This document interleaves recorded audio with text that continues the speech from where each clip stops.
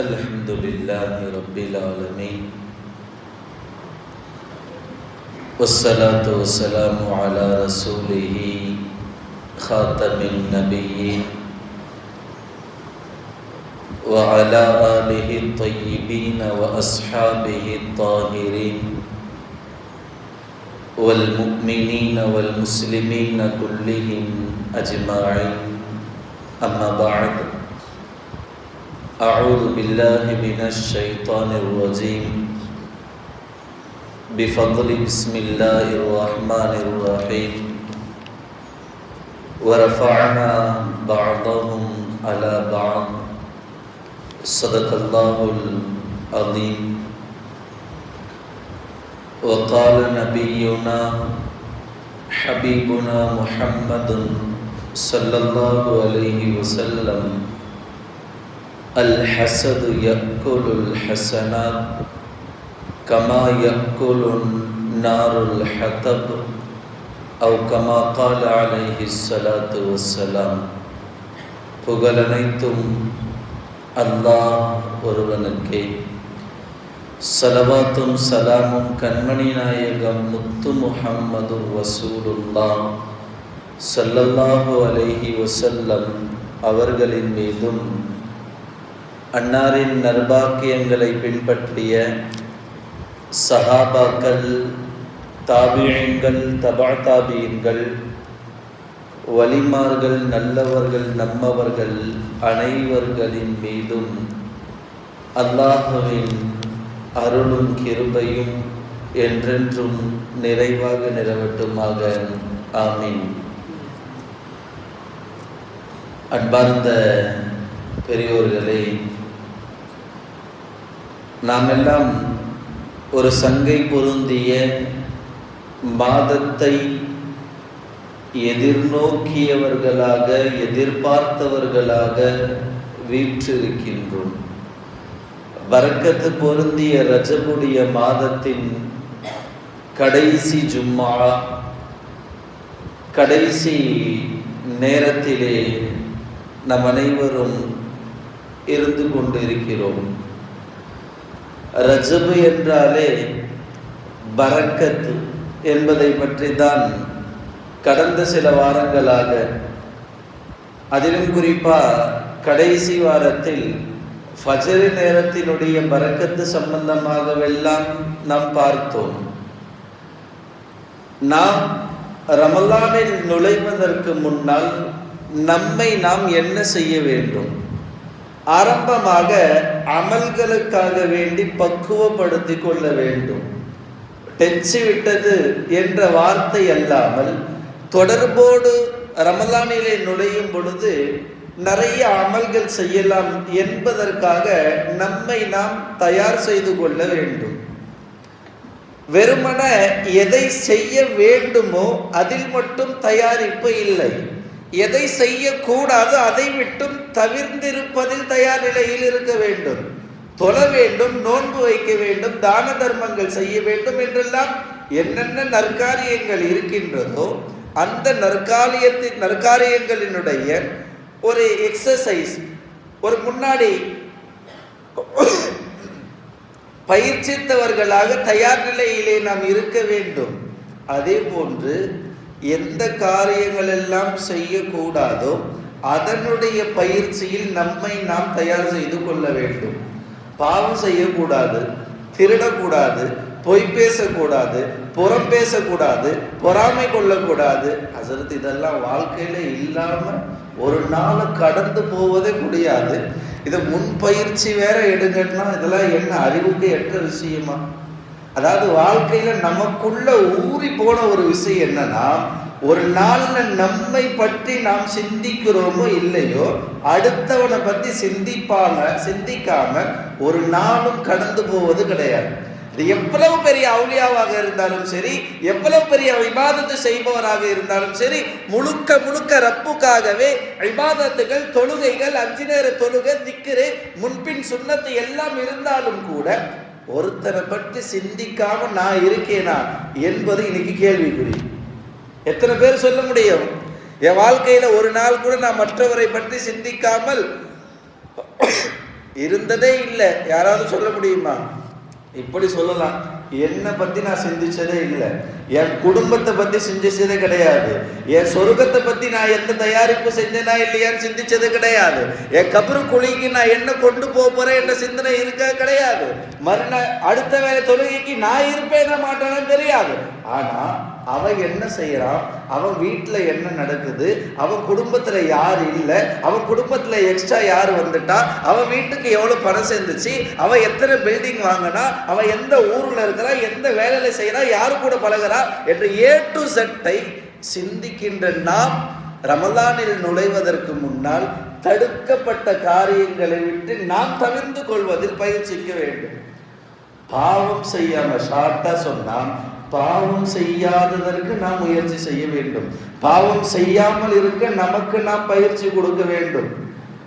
இன்னைக்கெல்லாம் இப்ப நம்ம சொன்னோம்ல, வரிசையா சொன்னோம், அந்த வார்த்தையை யோசிக்க கூட தேவையில்லை. பொய், ஏமாத்துறது, பிறரை பத்தி பேசுறது, பொறாமை கொள்றது, இதுவெல்லாம் ஆட்டோமேட்டிக்கா வாயை ஒன்று திறந்தாவே ஆட்டோமேட்டிக்கா வரக்குன்ற அளவுக்கு நம்மெல்லாம் அந்த பழக்கம் எப்படி ஆயிடுச்சு, ரொம்ப நெருக்கமா ஆயிடுச்சு, ரத்தத்துல ஊறி போச்சு. எல்லாம் பாதுகாக்கணும். அது போன்ற பாவங்களை விட்டும் நாம் தவிர்த்து கொள்வதை முயற்சி செய்ய வேண்டும். இன்னைக்கெல்லாம் பாவம்னா எல்லாரும் என்ன நினைச்சிட்டான், ஒருத்தர் குடிக்கிறான், திருடுறான், இதுதான் பாவமா, ஏமாத்துறான், இதுதான் பாவமா, பொய் சொல்றது பாவம் கிடையாதா? என் உம்மத்தை என்னென்னலாம் செய்வாங்கன்னு சஹாபாக்கள் நபி ஸல்லல்லாஹு அலைஹி வஸல்லம் கேட்டாங்க. யார சொல்ல, உங்க உம்மத்துல விபச்சாரம் செய்வாங்களா? ஆம் செய்வாங்க. உங்க உம்மத்துல திருடுவாங்களா? ஆம் திருடுவாங்க. பெரிய பாவம், மது அருந்துவாங்களா? அருந்துவாங்க. ஏமாற்றுவானா? ஏமாத்துவாங்க. எல்லாம் சொல்லி கொண்டிருந்த வரிசையில் உங்க உம்மத்துல யாராவது பொய் பேசுவாங்களா? யார ரசூலல்லாஹ் ஸல்லல்லாஹு அலைஹி வஸல்லம் சொன்னாங்க, என் உம்மத்துல பொய் மட்டும் பேச மாட்டாங்க. இன்னைக்கு அப்படியா இருக்குது? வாயை திறந்தாலே பொய் தான். நவுதுபில்லாஹ், அல்லாஹ் பாதுகாக்க. வாங்கி சொல்லுங்க, நம்ம எல்லாம், நம் பெற்றோர், நம்ம உம்மத்து, நம்ம குடும்பத்தார்கள் அனைவரையுமே அல்லாஹ் பாதுகாக்க வேண்டும். பொய் சொல்வது பெரும்பாவம் என்றால், ஒருத்தரை பற்றி அவர் இல்லாத போது பேசுவதற்கு புறம், ஒருத்தரை பற்றி அவர் இல்லாத போது அவன் இப்படி ஆயிட்டானே என்று யோசிப்பதற்கு பேரு பொறாமை. இந்த புறமும் பொறாமையும் இல்லாத உலகில்லை. எப்படி ரிஸ்க் என்பது ஒருத்தருக்கு கட்டாயமாகிவிட்டதோ, அத்தியாவசியமாக தேவைகள்லாம் எப்படி ஆகிவிட்டதோ, இன்னைக்கு புறம் பேசுவதும் பொறாமை கொள்வதும் ஒரு மனுஷனுடைய ஆஸ் யூசுவல் லைஃபா மாறிட்டே வருது. அந்த பொறாமையும் பொய்யும் மற்றவனை பத்தி புறம் பேசுவதும் இல்லாம வாழ்க்கை கடந்து போதும் கிடையாது. இவன் வீட்டுல என்ன நடக்குதுன்னு தெரியாது, ஆனா ஊர்ல நடக்கிற எல்லா விஷயமும் இவனுக்கு தெரியும்னா இவன் எவ்வளவு பெரிய பாவம் செய்யறான், இந்த பாவத்துக்கு அல்லாஹ் மன்னிப்பானா? அதுலயும் பொறாம இருக்கு தெரியுமா? ஸல்லல்லாஹு அலைஹி வஸல்லம் சொல்லுவாங்க, அல் ஹஸது யக்குலுல் ஹஸனாத். ஒரே ஒரு நபரின் மீது நீ பொறாமைப்பட்டாய் என்றால், என்ன பொறாமை? எனக்கும் அல்லாஹ் கையை கொடுத்துருக்கான், அவனுக்கும் கையை கொடுத்துருக்கான், அவன் கையில நிறைய சம்பாதிக்கிறானே, உன்னை சம்பாதிக்க வேணும் அல்லாஹ் சொன்னானா? போய் சம்பாதி, முயற்சி செய், கஷ்டப்படு, அதுக்காக துவா செய், அல்லாஹ்ட்ட மன்றாடு. நான் அதெல்லாம் செய்ய மாட்டேன், அவனுக்கு மட்டும் எப்படி அல்லாஹ் கொடுக்குறான்? ஸல்லல்லாஹு அலைஹி வஸல்லம் சொல்லுவாங்க, இந்த பொறாமை இருக்கு தெரியுமா, நீ வாழ்க்கையில எத்தனை வக்து தொழுதுக்கோ, 5 நேரம் தொழுதுக்கோ, 30 நோன்பு வச்சுக்கோ, ஹஜ்ஜி செஞ்சுக்கோ, பெரிய ஹாஜியாரா இருந்துக்கோ, பெரிய அல்லாஹ்வாலாவா இருந்துக்கோ, ஹஸ்ரத்தா இருந்துக்கோ, என்னவனா இருந்துக்கோ, ஒரு ஹசது உனக்குள்ள வந்துருச்சுன்னா, அல் ஹஸது யக்குலுல் ஹஸனாத், எல்லா நன்மைகளையும் சாப்பிட்டு விடும். எப்படி? கமா யக்குலுன் நாருல் ஹதப். நல்ல ஒரு நெருப்பு கங்க இருக்கு தெரியுமா, விறகுல போட்டு அந்த விறகு எப்படி பொசுங்கி போயிடும், இருக்குமா? உடனே எரிஞ்சிடும். அதுபோல ஒருத்தரை நாம் பொறாமை கொள்வது என்பது, அவன் வளர்ந்துட்டானே, அவன் வீடு கட்டிட்டானே, அவன் இதை செஞ்சிட்டானே, பிள்ளைக்கு கல்யாணம் பண்ணி வச்சுட்டானே, என்னவெல்லாம் பொறாமை இருக்குதோ, யார் இந்த ஒரே ஒரு பொறாமையை நினைச்சு பொறாமைப்பட்டு விடுவானோ, அவனுடைய ஹசனாத் என்பது, அவனுடைய நல்ல அமல்கள் என்பது எப்படி போயிடும்? விறகு கங்குல பொசுங்கி போவது போல ஒரு நன்மையும் இல்லாதவாறு அவன் ஆகி விடுவான். அல்லாஹ் பாதுகாக்க வேண்டும். இங்க இருக்குதா, நமக்கு எவ்வளவு சம்பளம், எப்ப யோசிச்சிருப்போம், பக்கத்து வீட்டுக்காரன் எவ்வளவு சம்பளம் வாங்கலாம். நான் கார்ல போறது எனக்கு பெரிய சந்தோஷம் கிடையாது, அவன் கார்ல போக கூடாது. இன்னைக்கு அப்படி காலம் மாறி போச்சு. என்கிட்ட இல்லையே, அவங்கிட்ட ஏன் இருக்குது என்ற காலம் யோசிச்சாங்க. என்கிட்ட கார் இல்லை, அவன் மட்டும் கார்ல ஏன் போறான் என்பது ஒரு நேரத்துல இருந்துச்சு பொறாமையா. இன்னைக்கு பொறாமை எப்படி ஆச்சுன்னா, கார் ஏன்ட்டதான் இருக்கணும், அவன்கிட்ட இருக்கக்கூடாது. ஏன் அவன் பெரிய ஆள் ஆகக்கூடாது? ஏன் ஸ்டேட்டஸுக்கு அவன் ஈக்குவல் ஆகிடக்கூடாது? எனக்கு எப்போவுமே நான் தான் டாப்பாக இருப்பேன், அவன் எப்போவுமே எனக்கு கீழே தான் இருக்கணும், என் வேலைக்கார மாதிரியே இருக்கணும். அல்ல அப்படி வச்சானா? வல்லாஹு கனியும் வஅன்தும் ஃபுக்கரா. அல்லாஹ் மட்டும் தான் பணக்காரன். இந்த முழு உம்மத்தை பார்த்து, இந்த முழு உலகத்தை பார்த்து அல்லாஹ் சொல்லுகின்ற வார்த்தை வல்லாஹு கனியும் வஅன்தும் ஃபுக்கரா. நம்ம பார்த்து அல்லாஹ் சொல்ல, நான் மட்டும் தான் பணக்காரன். நீங்க எத்தனை கோடீஸ்வரனா இருந்தாலும் என் முன்னாடி யாரு? வஅன்தும் ஃபுக்கரா. நீ எல்லாம் பிச்சைக்காரன்னா அல்ல. என்ன வார்த்தை? ஃபுக்கரா, பிச்சைக்காரன்னா அல்ல. அப்ப அந்த செல்வத்தை வச்சு நான் தான் முன்னாடி, எனக்கு கீழே தான் எல்லாம் என்றெல்லாம் நாம் நினைத்து கொண்டிருக்கிறோமே. இதெல்லாம் பாதுகாக்கணுமா இல்லையா? அப்ப பொறாமை என்பது நம்ம கிட்ட இருந்து மற்றவங்கிட்ட இருக்குதா இல்லையா பார்ப்பதை தாண்டி, என்கிட்ட இருக்குது மற்றவங்கிட்ட இருக்கக்கூடாது என்ற அளவுக்கு இன்னைக்கு பொறாம போச்சு. நகைச்சுவைய வரலாறு எழுதுவாங்க. ஒரு 2 பேர் கடை திறக்கிறான், ஃபலூதா கடை, இந்த ஐஸ்கிரீம் இருக்குல்ல ஃபலூதா. 2 பேரும் கடை திறக்கிறான், 2 பேருக்குமே வியாபாரம் ஆகுது. நல்லது தானே? ஒரு கடைக்காரன் நினைக்கிறான், அது எப்படி 2 பேருக்கும் வியாபாரம் ஆகும்? அவனுக்கு வியாபாரம் ஆகக்கூடாது, எனக்கு மட்டும்தான் வியாபாரம் ஆகணும். அல்லாஹ்ட்ட துவா செய்கிறான், ரப்பே எனக்கு வியாபாரத்தை நல்ல பரக்கத்தை கொடுத்துருக்க, எதிரில் உள்ளவனுக்கும் பரக்கத்தை கொடுத்தா மாதிரி தெரியுது, அவன் ஒன்றும் இல்லாமல் போயிடணும். இவர் கற்பனையாக கதை எழுதுறாங்க. இவர் கனவுல ஒருத்தர் வந்து சொல்றாரு, பாப்பா நீ என்ன துவா கேட்பியோ அதற்கு அல்லாஹ் பகரமா அவனுக்கு 2 மடங்கு ஆக்கிடுவான். நீ வியாபாரத்தை எனக்கு பரக்கத்தை கொடுன்னு கேட்டனா, எதிர்கடைக்காரனுக்கு அல்லாஹ் என்ன பண்ணுவான்? 2 மடங்கு பரக்கத்தை கொடுத்துருவான். இவன் யோசிக்கிறான், இப்போ வியாபாரத்தை பரக்கத்தை கொடுன்னு கூட இவனால கேட்க முடியாது. இவன் சிந்தனையினுடைய விளைவா என்ன வந்துச்சு? வியாபாரத்தை எனக்கு பரக்கத்தை கொடு, செல்வத்தை கொடு, எனக்கு ஒரு வீடை கொடு, எப்படியெல்லாம் கேட்டா அல்லாஹ் அவனுக்கு என்ன கொடுப்பான்? 2ஆ கொடுத்துருவானே. இப்போ என்ன கேட்கறது? சரி நஷ்டத்தை கொடுன்னு கேட்டு பார்ப்போமே. அப்போனா நம்ம நஷ்டத்துலேருந்து வெளியே வர முடியாது. ஒரு பொறாமையினுடைய சிந்தனை எந்த அளவுக்கு போதுன்னு யோசிக்கணும். நஷ்டத்தை கொடுத்துட்டா அவன் 2 மடங்கு நஷ்டம் ஆகிட்டு வரந்தான், ஆனால் நம்ம நஷ்டம் ஆகிட்டு திருப்பி இந்த கடை வைக்க முடியாது. அவன் யோசிக்கிறான், ஏன் ஒரு கையை எடுத்துருன்னா அல்லாஹ் அவன் 2 கையை எடுத்துருவானோ? பொறாமையினுடைய உச்சகட்டம். ஏன் ஒரு கையை எடுத்துருன்னா அவன் 2 கையை அல்லாஹ் எடுத்துருவானோ? அவன் கையில் இல்லைனாலும் வியாபாரம் பண்ணி பொழைச்சிப்பானே. ஏன் ஒரு காலை எடுத்துருன்னா அவன் 2 காலை அல்லாஹ் எடுத்துருவானோ? அப்போ ஒரு காலை வச்சு வியாபாரத்தை மாதிரி பொழைச்சிடுவானே. அப்போ நம்ம இப்படி துவா செய்வோம், யா அல்லாஹ் என் கண் பார்வையிலிருந்து ஒரு கண் பார்வையை நீ எடுத்துரு, என் பார்வையிலிருந்து ஒன்றை நீ எடுத்துரு. அப்போ ஆப்போசிட் பார்ட்டிக்கு என்ன ஆகும்? 2 போயிடும். எது இல்லைனாலும் வியாபாரம் பண்ணலாம், பார்வை இல்லைன்னா வியாபாரம் பண்ண முடியாது, ஏமாத்திடுவாங்க என்று இவன் நினைச்சு கடைசியாக அல்லாஹ்ட்ட துவா செய்கிறான், என் ஒரு கண் பார்வையை எடுத்துரு. எவ்வளோ பெரிய அவனும் ஒரு பொறாமை. அல்லாஹ் பரக்கத்தை கொடுத்தா, அவனுக்கும் கொடுத்தா இவனுக்கும் கொடுத்தா, 2 பேருக்குமே சரிசமமான பரக்கத்தை அல்லாஹ் கொடுத்துட்டு தான் இருக்கா. இருந்தாலும் கூட இவனுடைய சிந்தனை என்ன போச்சு? எனக்கு மட்டும் எனக்கு மட்டும் எனக்கு மட்டும் நஃப்சி நஃப்சின்னு சொல்லி உலகத்திற்காக வேண்டி முழு உலகத்தையுமே தியாகம் செய்யற என்ற பேரில் மறுமை என்று ஒன்று இருக்கு மறந்துட்டான். அல்லாஹ் தண்டனை ஒன்று இருக்கு மறந்துட்டான். ரசூலுடைய ஷஃபாஅத் வேணும் மறந்துட்டான். சொர்க்கத்தை மறந்துட்டான், நரகத்தை மறந்துட்டான், கபர் குழியை மறந்துட்டான். எதையும் மறந்து உலகத்தில் தேவைப்படுகின்ற உடல் ஆஃபியத்தையும் கூட மறந்து, என் பார்வை 1 போனாலும் பரவாயில்ல, அவன் 2 பார்வை போய் அவன் பொழைக்கவே கூடாது. இவ்வளோ பெரிய அவன். சும்மா ஒரு மனுஷனுக்கு தீங்கு விளைவிக்க வேண்டும் என்று நினைப்பதையே இந்த ஷரியத் அனுமதிக்கல. அவன் நடந்து போறான், ஏதாவது ஒரு தங்கடம். ஸல்லல்லாஹு சொன்னாங்கல்ல, பாதையில் போகும் பொழுது தீங்கு அளிக்கின்ற ஒரு கல் இருந்தால் ஓரம் தள்ளிட்டு போனாங்க ஸல்லல்லாஹு அலைஹி. ஏன்? பின்னாடி வருகின்ற என் முஸ்லிம் சகோதரர் மீது, என் உலகத்தில் படைக்கப்பட்ட எந்த மனிதனாக இருக்கட்டும், அதில் போய் சிக்குண்டு பிரச்சனையில் அந்த சின்ன சிரமமும் வந்துடக்கூடாதுன்னு இஸ்லாம் நினைக்க சொல்லுது, வலியுறுத்துது. ஸல்லல்லாஹு அலைஹி வஸல்லம் கட்டளை இட்டார்கள், கடமையாக்கினார்கள், கட்டமைத்தார்கள். அதையெல்லாம் தாண்டி பொறாமை என்ற ஒரு மனசு வந்துருச்சுன்னா எந்த அளவுக்கு இவ யோசி மற்றவன் அழிஞ்சு போகணும்னு நினைக்கிறான். நான் வாழலைனாலும் பரவாயில்ல, நீ வாழவே கூடாது, நான் எப்படியாவது போறேன், ஆனால் அதாவது நான் மேலே போனாலும் நீ எனக்கு கீழே தான் இருக்கணும், நான் கீழே போனாலும் நீ எனக்கு கீழே தான் இருக்கணும். நான் கஷ்டப்படுறேன்னா நீ ரொம்ப படு கஷ்டப்படணும், நான் பிச்சைக்காரன் ஆகிட்டேன்னா நீ படும் பிச்சைக்காரன் ஆகிடணும், நான் ஒரு வேளை சாப்பிடலையா நீ 4 வேளை சாப்பிடக்கூடாது. இப்படி தான் இன்னைக்கு மனிதனுடைய எண்ணம் என்பது தவறாகவே முழுமையாக போய்விட்டது. இருக்கிற நேமத்தை வெளியே காட்டணும். சில பேருக்கு நம்ம நல்லுள்ளம் படைத்தவர்களுக்கெல்லாம் நாம் சொல்ல வேண்டும் என்றால், அம்மா பி நிஅமதி ரப்பிக ஃபஹத்திஸ். அல்லாஹ் உனக்கு ஏதாவது ஒரு நிஅமத்தை கொடுத்தானா வெளியே காட்டு. இந்த உருதுல சொல்லுவாங்க, பக்கீர்சா வேஷம் போட்டெல்லாம் தெரியக்கூடாது. எல்லாம் நிறைய செல்வத்தை கொடுத்தானா, நல்ல ஆடையை கொடுத்தானா நல்ல ஆடையை போடு, நல்ல வசதியை கொடுத்தானா தானம் தர்மம் செய், நல்ல வசதியை கொடுத்தானா சொந்த வீடு வாங்கிக்கோ. இதுவெல்லாம் அல்லாஹ் கொடுத்த நிஅமத்து. இது ஆடம்பரம் கிடையாது. அளவுக்கு மீறி ஆசைப்படுவது தான் ஆடம்பரம். நமக்கு அல்லாஹ் எந்த நிஅமத்தை எந்த வசதியை கொடுத்தானோ, அல்லாஹ் கார் வாங்குற அளவுக்கு வசதியை கொடுத்தானா கார் வாங்கிட்டு போ. ஏன் உலகத்துக்காக வேண்டி வேஷம் போட்டு நடந்து போற? ஏன் உலகத்துக்காக வேஷம் போட்டு சைக்கிள்லயோ பைக்கில் போற?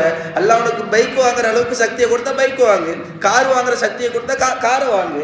எந்த நியமத்தை அல்லாஹ் உனக்கு கொடுத்துருக்கிறான். 4 வீடு வாங்குறியா, வாடகைக்கு விடு. நம்மள யாரும் முடியல, அவனுக்கு வாடகை விடு என்றெல்லாம் நியமத்துகளை நம்ம வெளிப்படுத்தணும்ல.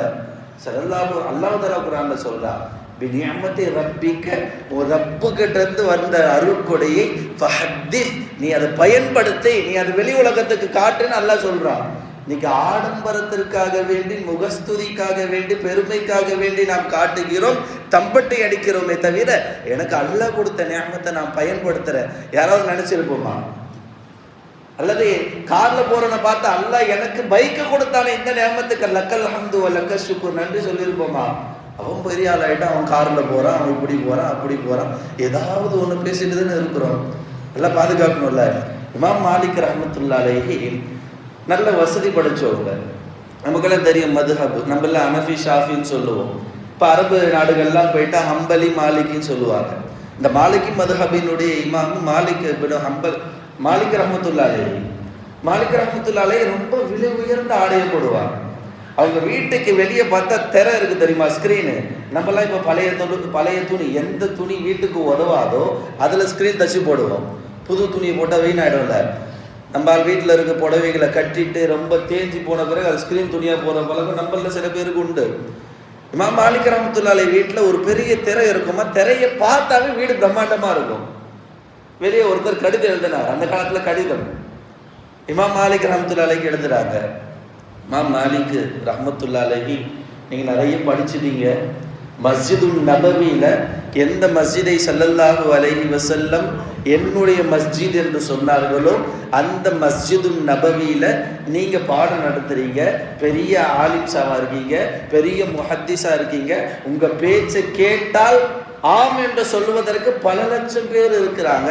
நீங்க இவ்வளவு பிரம்மாண்டமா ஒரு ஆடம்பரம் வாழ்க்கையை வாழ்றீங்களே, இது சரியா? யாரு கடிதம்? இமாம் மாலிக் ரஹ்மத்துல்லாஹி அலைஹி கடிதம் போகுது. மாலிக் ரஹ்மத்துல்லாஹி அலைஹி பதில் எழுதுறாங்க.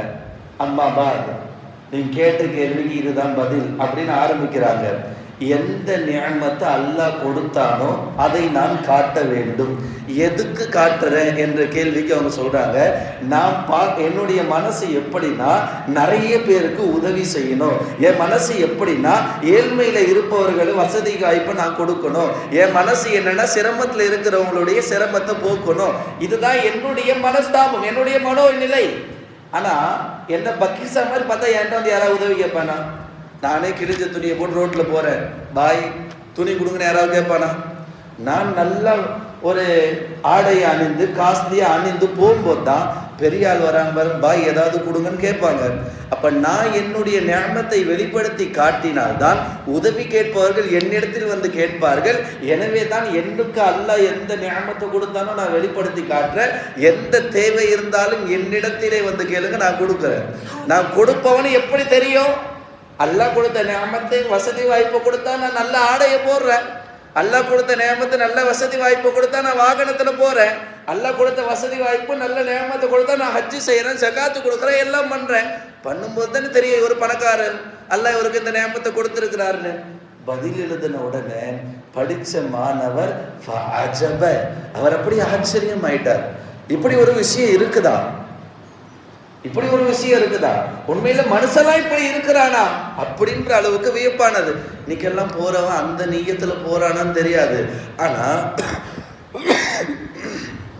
அந்த நீயத்துல போறானான்னு தெரியாது. ஆனா கண்டிப்பா என்கிட்ட பணம் இருக்குதுன்னு காட்டுறதுக்காக, நான் கார் வாங்கிட்டேன்னு காட்டுறதுக்காக வேண்டி, என் குடும்பம் வெல் செட்டில்டுன்னு காட்டுறதுக்காக வேண்டி தம்பட்டை அடித்து திரிப்பவர்கள் இன்னைக்கு நிறைய பேர். நல்லா பாதுகாக்கணுமா இல்லையா? ஒரு சின்ன பொறாமை வந்தாலும் கூட அந்த பொறாமை நம்முடைய எல்லா அமல்களையுமே அழித்து விடும் என்றால் அதை போன்ற பாவங்களை நாம் முழுமையாக நம்மிலிருந்து போக்கிக் கொள்ள வேண்டும். நல்ல பரக்கத்து பொருந்திய ரமலான் நமக்கு வருது, நாம் என்னென்ன முயற்சிகள் செய்ய வேண்டும்? ரஜப் வந்துருச்சு, ஷாபான் வந்துருச்சு, நல்ல அமல்கள்ல நிறைய இப்பவே தொழுதுக்குங்க, நிறைய நோன்பு வைக்குங்க, அப்பதான் ரமலான்ல போனா நல்ல அமல் செய்ய முடியும் என்றெல்லாம் சொல்பவர்களின் கவனத்திற்கு இப்பவே பாவத்தை விட்டு தவிர்த்து கொண்டால்தான் ரமலான்ல போய் பாவம் செய்ய மாட்டோம். இப்ப புறம் பேசாம ஒரு மாசம் 1.5 மாசம் நம்ம பயிற்சி செய்து கொண்டால்தான் ரமலான்ல போனா புறம் பேச மாட்டோம். பொறாமை கொள்வதை விட்டும் இப்ப தவிர்த்து கொண்டாதான் ரமலான்ல போனா நம்ம பொறாமை கொள்ள மாட்டோம். இப்பவே போய் பித்தலாட்டம் என்னென்ன பாவங்கள் எல்லாம் இருக்கின்றதோ அந்த பாவங்களை விட்டெல்லாம் இப்பவே தவிர்த்து கொண்டு நாம் நம்மை பயிற்சித்து கொண்டால்தான் ரமலானிலே நுழையும் பொழுது பாவமற்ற நிலையிலும் நுழைய முடியும். பாவங்கள் செய்யாமல், பாவங்கள் புரியாமல் நல்ல அமல்கள் செய்கின்ற பாக்கியமும் நமக்கு கிடைக்கும் என்றால் நல்ல அமல்கள் செய்யக்கூடிய பயிற்சியும் நாம் மேற்கொள்ள வேண்டும். கெட்ட விஷயங்களை தவிர்த்து கொள்வதையும் நாம் முயற்சிக்க வேண்டும். இன்னைக்கெல்லாம் பொறாம ஃபர்ஸ்ட் யார் மேலே வரும் தெரியுமா? அண்ணன் தம்பி பிரச்சனை இருக்கு தெரியுமா? அதை யாராலையும் தீர்த்து வைக்க முடியாது. பாப்பாவுக்கு 4 புள்ள பிறக்குது, 5 புள்ள பிறக்குதுன்னா இந்த அண்ணன் தம்பிங்களுக்குள்ள இருக்கு தெரியுமா பொறாம? இது போல பொறாம உலகத்துல ஒண்ணுமே இல்லைன்னாங்க கசாலி ரஹ்மத்துல்லாஹி அலைஹி. அல் ஹஸது பைன இஹ்வானிஹிம், இந்த சகோதரர்களுக்கு மத்தியில் இருக்கின்ற ஒரு பிரச்சனையை போன்று இந்த உலகத்துல பொறாமைப்படுகின்ற பிரச்சனை இந்த உலகத்துல வேற எங்கேயும் கிடையாது. யூசுப் அலைஹிஸ்ஸலாம் அவங்க கூட ஒரு 11 சகோதரர்கள் பிறக்கிறாங்க. யாக்கூப் அலைஹிஸ்ஸலாமுக்கு 11 பேருக்குமே யூசுப் அலைஹிஸ்ஸலாமின் மீது பொறாமை. ஒரு விஷயத்தை இங்க ஒரு சின்னதாக விளங்கிக்கணும். நம்ம அல்லாஹ்வினுடைய பாடம், அல்லாஹ்வினுடைய ஏற்பாடு என்னன்னா, நம்ம யார் மீது பொறாமை படுகிறோமோ அந்த பொறாமை படுகின்ற நபரை அல்லாஹ் உயர்த்தி கொண்டே இருப்பான். என் பக்கத்து வீட்டுக்காரன் வளர்ந்துட்டான், நான் பொறாமப்பட்டனா பக்கத்து வீட்டுக்காரன் வளர்ந்துட்டே இருப்பான். இது அல்லாஹ்வுடைய வாக்குறுதி.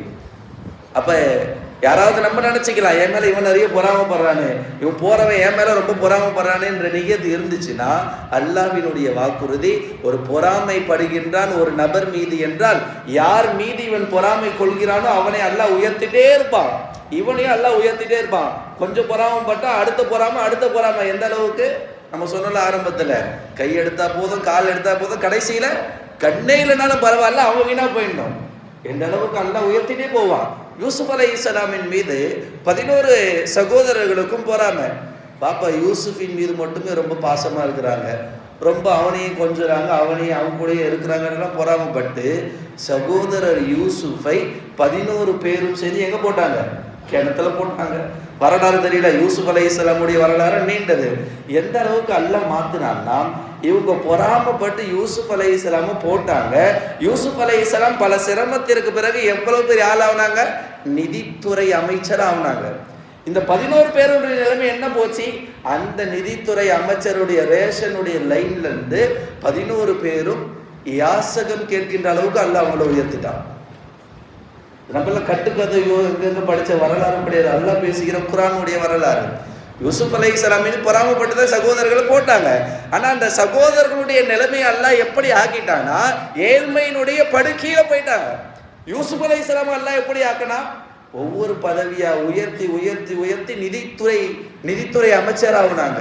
அவங்க கிட்ட போயிட்டு இந்த 11 பேர் யாசகம் கேட்கிற நிலைமைக்கு அல்லாஹ் ஆக்குனால. இப்போ அல்லாஹ்வுடைய வாக்குறுதி உண்மை தானே? யார் மீது ஒருத்தன் பொறாமப்படுறானோ, பொறாமப்படுபவனா அல்லாஹ் என்ன பண்ணுவான்? உயர்த்திக்கிட்டே போயிடுவான். அதுபோல் பொறாமப்படுறவன் ஒரு விஷயத்தை நல்லா நினச்சிக்கணும். சமர்கந்தி ரஹ்மத்துல்லாஹி அலைஹி அவங்க கிதாபில் எழுதுவாங்க, ஒரு அரசபையில் அரசருக்கு ஃபிட்டான ஒருத்தர், ரொம்ப நெருக்கமான ஒருத்தர், அரசருக்கு ரொம்ப தொடர்பில் இருக்கக்கூடிய ஒருத்தர், எப்பவுமே அரசர் அவர்கிட்ட ரொம்ப பேசுவார். என்ன காரணம்? அந்த நபர் அரண்மனைக்குள்ள வரும்போது இந்த வார்த்தை கேட்பாரு, சொல்லுவார், அஹ்சின் லி முஹ்சினின் பி இஹ்சானிஹி, எந்த நல்லதை யார் செஞ்சாரோ அந்த நல்லதுக்கு அல்லாஹ் அவரை நல்லபடியா வைக்கட்டும். யாரு முசீபத்து, யாரு கெட்டதை செஞ்சாரோ அல்லாஹ் அவரை கெட்டதெல்லாம் ஆத்ததாவில்ல, அந்த கெட்டதை யக்ஃபீஹி இஷாஅத்துஹு, அந்த கெட்ட எண்ணமே அவனுக்கு போதும். இந்த வார்த்தையை சொல்லிட்டே வருவார். யாராவது ஒரு நல்லது செஞ்சோம்னா அந்த நல்லதை அவருக்கு என்ன ஆகும்? அல்லாஹ் அவரை அப்படியே நல்லவரை ஆக்கட்டும். ஒரு கெட்டது செய்யறாருன்னா அவர் எப்படி ஆவாரு? அந்த கெட்டதே அவருக்கு போதும். இந்த வார்த்தையை சொல்லிட்டு எப்பவுமே வருவார். கூட இருந்த மற்ற அமைச்சர்கள்லாம் பார்த்தாங்க, நமக்கு தெரியல, ஒரு அரசரை நம்ம ரொம்ப பிரியமா ரொம்ப ஃபிட் ஆகிட்டோம் அப்படின்னு சொன்னால் அவர்கிட்ட இருந்து என்ன வேணாலும் நம்ம வாங்கிக்கலாம். மற்ற அமைச்சர்களுக்கு எல்லாம் கோபம், இவர் எப்படியாவது அவர்கிட்ட இருந்து பிரிக்கணுமே என்ற பொறாம அரசர்கிட்ட போய் சொல்றாங்க. அது அந்த துவா சொல்லுவார் தெரியுமா, அவர் பேசிக்காவே நல்ல மனுஷன். அரசர்கிட்ட போயிட்டு இந்த பொறாமையுடைய ஒருத்தன் சொல்றான், அவர் பேசினார்னா வாய் ரொம்ப துர்நாற்றம் அடிக்கும், அதனால தான் அவர் ரொம்ப தூரமா நின்று பேசுறாரு, உங்களுக்கு தெரியுமா? அரசர் சொன்னாரு, இல்லையே அப்படியெல்லாம் இல்லையே, அவர் ரொம்ப நல்ல மனுஷனாச்சே. இல்லை நீங்க வேணா பக்கத்துல வந்து அவன் கூட பேசி பாருங்க, ஒரு நாள் வாயை திறந்தாவே துர்நாற்றம் அடிக்கும். அரசர் பார்த்தாரு, சரி நாளைக்கு வரட்டும் பார்த்துக்கலாம். இவன் என்ன பண்ணா, வீட்டுக்கு போயிட்டு அந்த நபரை, எந்த நபர் நல்ல வார்த்தைகளை சொல்லி வருவாரோ, அரசருக்கு ரொம்ப ஃபிட்டா இருக்கிறாரோ, அவரை வீட்டுக்கு விருந்துக்கு கூப்பிட்டு நல்ல பூண்டை போட்டு சால்லாம், ஏதோ ஒன்று வச்சுப்போமே, ஒரு பூண்டை நல்லா கலந்து ஒரு உணவு பண்டத்தை தயார் பண்றாரு. பூண்டு நிறைய சாப்பிட்டா என்னவாகும்? பேசுனா துர்நாற்றம் அடிக்கும். இன்னும் நிறைய விஷயங்கள்லாம் இருக்குது, நமக்கான விஷயம் இதுதான். பூண்டு நிறைய சாப்பிட்டு வந்தா என்னவாகும்? ஒரு நல்லா விருந்து சாப்பிட்டு முடிச்சோடனே அரசர் கூப்பிட்டு வைப்பாரு, அந்த மனுஷனை போய் கூப்பிட்டுவா. அவர் வந்த உடனே வரும்போது சொல்லிட்டு வராரு, அஹ்சின்லி முஹ்சினின் பி அஹ்சானிஹி, நல்லது செஞ்சவருக்கு நல்லதே நடக்கட்டும் அப்படின்னு சொல்லிட்டு வராரு. அரசர் சொல்ல, கொஞ்சம் கிட்ட வராரு, அதே வார்த்தை, அஹ்சின்லி முஹ்சினின் பி அஹ்சானிஹி, யார் நல்லது செஞ்சாரோ அவருடைய நல்லது அவரை நல்லபடியா வைக்கட்டும். இன்னும் கிட்ட வரும்போது அந்த நபர் வாயை மூடி பேச ஆரம்பிச்சிட்டாரு. இப்ப இவருக்கு தெரிஞ்சிச்சு, அரசர் என்ன விளங்கிட்டாரு, இவரு வாய் பேசுனா துர்நாற்றம் வீசும் போல. அரசர்லாம் பக்கத்துல சன்மானம், இப்ப நம்ம ப்ரமோஷன் லெட்டர் சொல்றோம்ல, அரசர்கள் சன்மானத்திற்கு ஒரு லெட்டர் வச்சிருப்பாங்க, எழுதி கொடுக்குறாங்க, மடிச்சுட்டு இவர் எடுத்துட்டு போறாரு. சன்மானத்துடைய கவரை எடுத்துட்டு போகும்போது எந்த பொறாமைப்பட்டு இந்த 2 பேருக்கு மத்தியில ட்விஸ்ட் ஏற்படுத்தினாலும் வெளியே நிற்கிறான். என்ன அரசரை பார்த்தியா? அது என்னன்னு தெரியல, அரசர் எப்பவுமே தூரமா இருந்து பேசுவாரு, இன்னைக்கு ரொம்ப பக்கத்துல வச்சு பேசி எனக்கு சன்மானத்தை கொடுத்து அனுப்பினாரு. சன்மானம் உள்ள என்ன எழுதிக்குதுன்னு இவருக்கும் தெரியல அவருக்கும் தெரியல, சன்மானத்தை கொடுத்து விட்டாரு. இவர் நினைச்சுக்கிட்டாரு சன்மானம்னா அரசர் ஏதோ பெருசா கொடுத்துருக்காரு போல. இவர் உடனே சொல்றாரு, நான் ரொம்ப ஏழையாச்சு, உனக்கு நேற்று கூட்டு விருந்தெல்லாம் வச்சல, இந்த சன்மானத்தை எனக்கு கொடுத்தா இதை கொண்டு என் குடும்பம் நல்லா இருக்கும், அந்த சன்மானத்தை எனக்கு கொடுத்துரு. நம்ம சொன்ன மாதிரி அவர் நல்ல குணமுடையவர். உடனே அந்த சன்மானத்தை எடுத்து கொடுத்துட்டு அவர் அந்த சன்மானத்தை வாங்குவதற்கு எந்த இடத்துக்கு போகணுமோ, இப்போ நம்ம ரேஷன் கார்டு வாங்கினா எங்கே போவோம்? ரேஷன் கடைக்கு போகிறோம்ல. அவர் அந்த சன்மானத்தோட லெட்டர் எடுத்துட்டு ஒரு இடத்துக்கு போறாரு. அப்ப அரசர் இவரை கூப்பிட்டு எந்த நல்ல வார்த்தையை சொல்லி கொண்டு வருவாரோ அவரை கூப்பிட்டு இவர் பேசுறாரு. அந்த லெட்டர்ல என்ன இருந்துச்சு படிச்சியா? நான் வெளியே கொண்டு போனேன், அந்த அமைச்சர் முடியலன்னு சொல்லி கேட்டாரு, நான் கொடுத்துட்டேன். எந்த அமைச்சர் கேட்டாரு? இந்த அமைச்சர் கேட்டாரு. அவர் நேத்து வந்து உன்னை பத்தி என்னெல்லாம் சொன்னாரு தெரியுமா? என்ன சொன்னாரு? நீ பேசுனா துர்நாற்றம் அடிக்கன்னு சொன்னாரு. அப்படியா? இவர் ஒண்ணுமே சொல்ல, அல்ஹம்துலில்லாஹ் சொல்லிட்டு நடந்த நிகழ்வு சொல்றாரு. அரசரு நேத்து என்ன வீட்டுக்கு கூப்பிட்டு அவர் விருந்து வச்சாரு, அதுல அதிகமா பூண்டை நிறைய போட்டுட்டாரு, அதனால நான் பேசுற வார்த்தை துர்நாற்றம் அடிப்பதா இருந்துச்சு, அதனாலதான் அவங்க கிட்ட நான் வரல. அப்ப அரசர் அவர்கிட்ட சொல்றாரு, நீங்கள் சொன்ன வார்த்தை சரியாகிவிட்டது. என்ன? அஹ்சின் லி முஹ்சினின் பி இஹ்சானிஹி, ஒரு நல்லதை ஒருத்தர் செஞ்சாருன்னா அந்த நல்லதை அவரை வாழ வைக்கும். ஒரு கெட்டதை ஒருத்தர் செஞ்சாருன்னா அந்த கெட்டதே அவருக்கு போதும். சொன்னல, அவர் சொன்ன வார்த்தை என்ன? ஒரு நல்லது செஞ்சா அந்த நல்லதை அவரை வாழ வைக்கும், ஒரு கெட்டதை செஞ்சா அந்த கெட்டதை அவரை என்ன பண்ணும்? அதுவே போதுன்னா என்ன? அந்த கெட்டதே அவரை அழித்திரும். அந்த லெட்டர்ல நான் என்ன தெரியுமா எழுதுனேன்? அவர் வாங்க போனார் தெரியுமா ஒரு இடம், வந்தவர் வாங்கி படிச்சுட்டு உள்ள வான்னு சொல்லி 2ஆ கட் பண்றாங்க. அவரை உள்ள வான்னு சொல்லி கூப்பிட்டுட்டு 2ஆ கட் பண்ண உள்ள வான்றாங்க. என்ன சொல்றீங்க? இல்ல அரசர் என்ன எழுதியிருக்காங்கன்னா, இந்த லெட்டரை யாரு கொண்டு வராங்களோ அவங்க 4 பீஸா போட்டு ஏன்டா அனுப்பு. இல்ல இது எனக்கு வந்த லெட்டர்லாம் கிடையாது, இது அவருக்கு வந்தது, அப்படி இப்படின்னு சொல்ல. அரசர் ஒரு வாட்டி எங்க கிட்ட அனுப்பிட்டாருன்னா இதுல எந்த பரிசீலனும் கிடையாது, இதுதான் ஜட்ஜ்மெண்ட்னு அவரை கொண்டுட்டாங்க. அப்ப அந்த அரசர் சொன்னாரு இந்த நல்லவர்கிட்ட, நீ எந்த நல்லது யாரை செய்யணும் உன்னை வாழ வச்சது, எந்த கெட்டது யாருக்கு போதும்னு அவரை என்ன பண்ணிடுச்சு? விதி என்பது அழித்து விட்டது. அப்போ பொறாமை கொள்பவர்களுடைய கவனத்திற்கு நாம் நினைத்து கொள்ள வேண்டும், நாம் யாரின் மீது பொறாமைப்படுகின்றோமோ, யாரின் மீது பொறாமை கொள்கின்றோமோ, அந்த ஒரு பொறாமை போதும் நம்முடைய எல்லா அமல்களையும் அழித்துவிடும். எல்லா அமல்களையும். நிறைய பேர் பொறாமைப்படுறாங்க தெரியுமா? அவங்கள நல்ல கவனம் கொள்ளணும். யார் பொறாமைப்பட ஆரம்பிச்சுட்டான்னு அவன் வாழ்க்கையில் சந்தோஷமே இருக்காது. ஏன்? எனக்கு எல்லாம் எதை கொடுத்தாலும் நான் சந்தோஷமே படுறது இல்லையே. அவன் இப்படி ஆகிட்டான், அவன் பெரிய ஆள் ஆகிட்டான், அவன் பங்களா வாங்கிட்டான், அவன் வீடு வாங்கிட்டான், எந்த நினைப்புலேயே இருந்தா இவனுக்கு என்னவாயிடும்? ஒரு சந்தோஷமே இருக்காது. சமர்கந்தி ரஹ்மத்துல்லாஹி எழுதுவாங்க, யார் பொறாமை கொள்ள ஆரம்பிச்சுட்டானோ அசாபகுல் கம், அவனை துக்கம் என்பது பிடித்து கொள்ளும். அசாபகுல் முசீபா, எப்போ பொறாமை கொள்ள ஆரம்பிச்சுட்டானோ அதுல இருந்து அவனுக்கு என்னவாயிடும்? எல்லாமே முசீபத்தாயிடும். அசாபகுதில், இவன் பொறாம பட்டு பட்டு பட்டு இவன் வாழ்க்கையில என்னவாயிடுவான்? தோத்தே போயிடுவான், எதுலையுமே வெற்றி பெற மாட்டான். அசாபகு சுஹ், யார் ஒரு நபர் மீது பொறாமைப்படுகின்றானோ அல்லாஹ்வினுடைய நேரடி கோபம் அவன் மீது படுகின்றது. பொறாமை கொள்பவன் மீது நேரடி கோபம் படுகின்றது. எந்த அளவுக்கு குல்லிகத்தில் அபுவாபல் கைரி வல் அமல், அதற்கு பிறகு அவன் எந்த நல்லது செய்ய வேண்டும் என்று நினைத்தாலும் அதற்கு அல்லாஹ் தௌஃபீக் தரமாட்டான். இல்ல தௌபா, தௌபா செய்தாலே மட்டும். இடமெல்லாம் நிறைய வாழ்க்கையில் ஊறி போய் விட்டது. ஒன்றோடு ஒன்று எப்படி பூட்டுக்கு மேட்சிங்காக சாவியை பிரிக்க முடியாதோ, நமக்குள்ள பாவத்தில் அதிலும் குறிப்பா மற்றவனை பற்றி புறம் பேசுவதும், மற்றவர் வளர்ந்து விட்டான் என்று பொறாமை கொள்வதும் நமக்குள் ரத்தத்தோடு கலந்து விட்டது. அல்லாஹ் பாதுகாக்க வேண்டும். ஒரு பொறாமை ஒரு மனுஷன் கொள்ள வேண்டும் என்று நினைத்து விட்டால் அவனுக்கு நல்ல அமல்களுடைய பாக்கியத்தை அல்லாஹ் தருவது கிடையாது. எந்த நல்லமல் செய்வதாக இருந்தாலும் அதற்கான முழு நன்மை அல்லாஹ் கொடுக்க மாட்டான். இல்ல தௌபா, அல்லாஹ்ட்ட போய் தௌபா கேட்டால் மட்டும்தான், பாவ மன்னிப்பை நாம் மன்றாடி அல்லாஹ்கிட்ட அழுதா மட்டும்தான் அல்லாஹ் எல்லா விதமான பாவத்தையும் மன்னிப்பான். இல்லை என்றால் ஒரு மனிதன் பொறாமையுடைய நிலையிலே வாழுகிறான், பொறாமையுடைய நிலையிலே மௌத்தாகுகிறான் என்றால் அந்த மௌத்து மறுமையில் எழுப்பப்படும் பொழுது அல்லாஹ் அந்த மௌத்தை பார்க்க கூட மாட்டான். அதை பார்த்தா தானே ஜட்ஜ்மெண்ட் சொருகும் நரங்கும். அந்த மனுஷனை பார்ப்பதற்கு கூட அல்லாஹ் விளங்க மாட்டான். அல்லாஹ் தான் சில பேரை விட சில பேரை மேன்மைப்படுத்தி வச்சிருக்கிறான். இவருக்கு இந்த நிலைமையை கொடுத்தானா இவருக்கு இந்த நிலைமை அல்லாஹ் ஏன் கொடுக்குறான்? இவனுக்கு இதை விட அதிகமாக கொடுத்தா இவன் வீணா போயிடுவான், இதை விட இவன் கம்மியாக கொடுத்தா இவன் வீணா போயிடுவான் என்னெல்லாம் அல்லாஹ்க்கு தெரிஞ்சுதான் கொடுத்தான். அல்லாஹ் ஆயத்துல ஏன் சொல்றான்? அப்ப அல்லாவே கொடுத்துட்டான், அல்லாவே சொல்லிட்டான், இவனுக்கு இவ்வளவுதான் அல்லாஹ் தக்தீர்ல நிர்ணயிச்சுட்டான். அதை பார்த்து பொறாமைப்படுற அளவுக்கு நீ யாரு? அம் தஹ்சுதூன பிமா ஆதாஹுமுல்லாஹு மின் ஃபத்லி, அல்லாஹ் கொடுத்த அருட்கொடையின் மீது பொறாமைப்படுவதற்கு உனக்கு என்ன தகுதி இருக்குது? அல்லாஹ் கேட்கிறாளா நம்ம பார்த்து? அல்லாஹ் கேட்டு இருப்பான். அதெல்லாம் நான் பின்பற்றினாதான் அல்லாஹ்வுடைய பொருத்தம் பெறும். அதையெல்லாம் நம்ம செய்யலன்னா என்னவாகும்?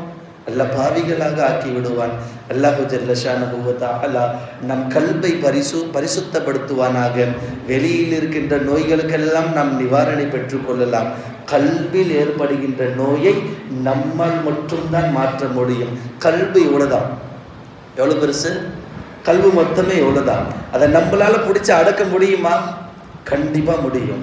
அதை அடக்க வேண்டும் என்று நாம் நினைத்தால் அல்லாஹ் தஆலா பி தௌஃபீக்கில்லா, அல்லாஹ்வினுடைய பெரும் நாட்டத்தால் கல்பை நம்மால் கட்டுப்படுத்த முடியும்.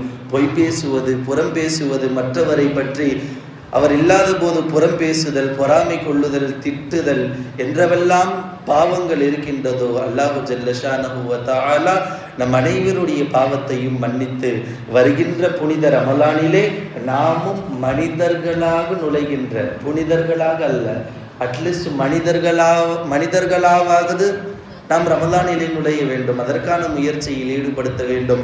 அல்லாஹ் இந்த ரஜபிலும் ஷாபானிலும் நமக்கு பரக்கத்து செய்து புனித மிகுந்த ரமலானிலே வசித்து புனித மிகுந்த ரமலானிலே நுழைந்து நம் பாவமற்றவர்களாக அல்லாஹ்வை சந்திக்கின்ற நர்பாக்கியத்தை நம் அனைவருக்கும் தந்தருள்வானாக. ஆமீன். வாஹிர் தாவானா அனில் ஹம்துலில்லாஹி ரப்பில் ஆலமீன். அஸ்ஸலாமு அலைக்கும் வரஹ்மத்துல்லாஹி வபரகாத்துஹு.